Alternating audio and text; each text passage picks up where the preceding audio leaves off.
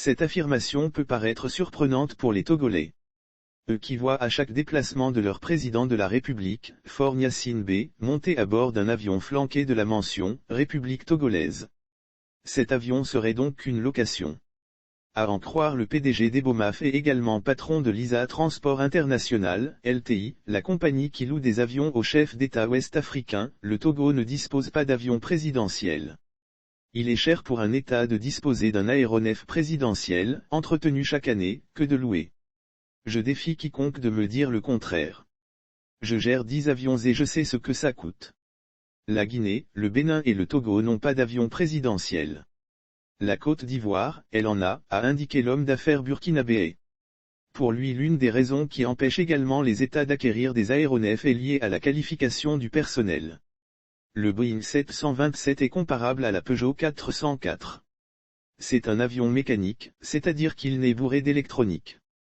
Nos pilotes ici à la base aérienne sont formés pour ces avions. C'est pareil au Togo, mon pays adoptif, au Bénin, en Guinée, dans beaucoup d'autres pays.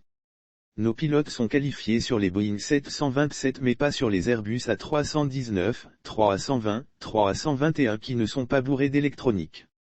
Avant qu'un État ne pense acquérir ce type d'avion, il devra former le personnel de maintenance et qualifier les pilotes. Aucune rubrique des budgets des États ne prévoit ces dépenses, précise Mahamadou Bonkungu.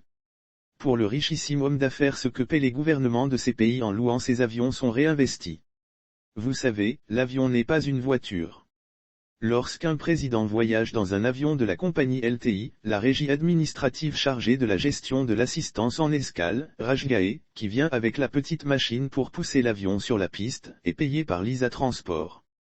L'autorisation de survoler le territoire est payée également par Lisa Transport. Le parking du pays où le président va est aussi payé par Lisa Transport. Le kérosène est payé par Lisa Transport. Les milliards servent à payer tout cela. Ça ne va pas dans les poches de Bonkungu. Et ces mêmes dépenses sont obligatoires même s'il s'agit d'un avion présidentiel, a-t-il expliqué. Après la vente du Boeing 707 présidentiel, le Togo ne disposait que d'un vieux Fokker en fin de vie. Son entretien devenait cher et ne garantissait pas la sécurité pour les voyages présidentiels.